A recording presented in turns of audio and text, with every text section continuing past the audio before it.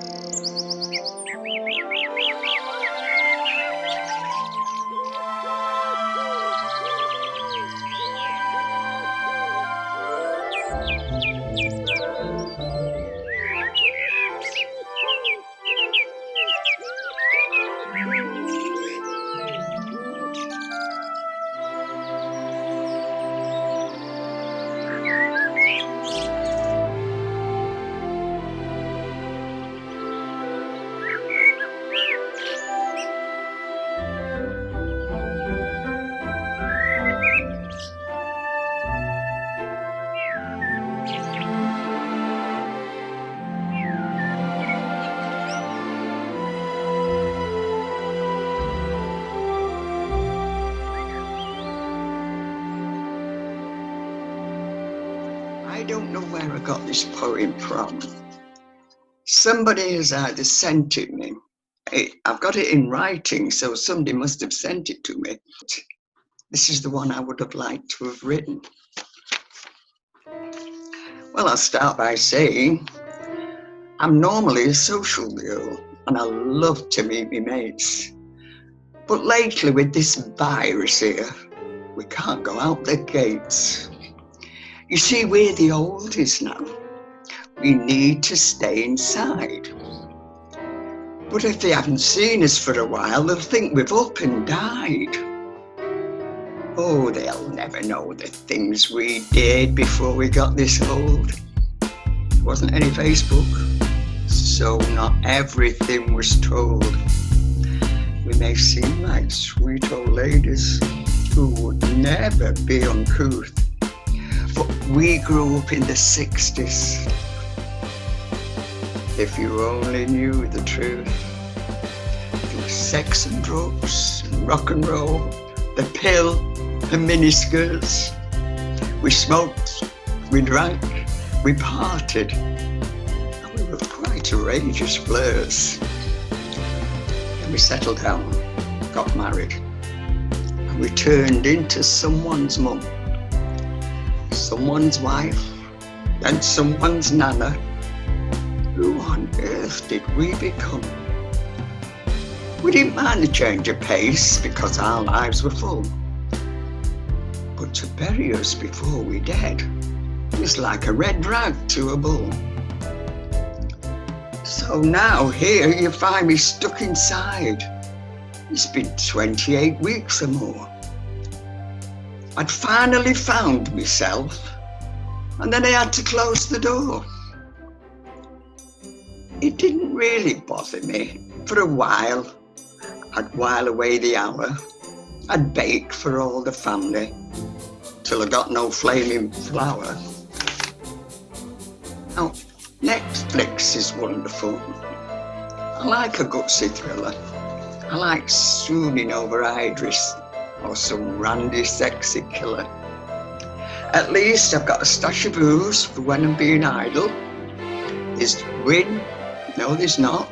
There's wine and whiskey, even gin, if you're feeling suicidal. So let's all drink to knock down, to recovery and health, and hope this awful virus doesn't decimate our wealth. We'll all get through this crisis, and we'll be back to join our mates. Just hoping I'm not too wide to fit through the flaming gates.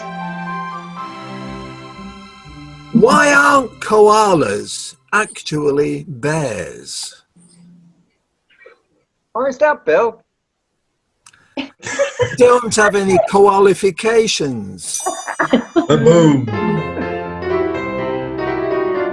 This lockdown has revealed what's important to us when everything else is stripped away.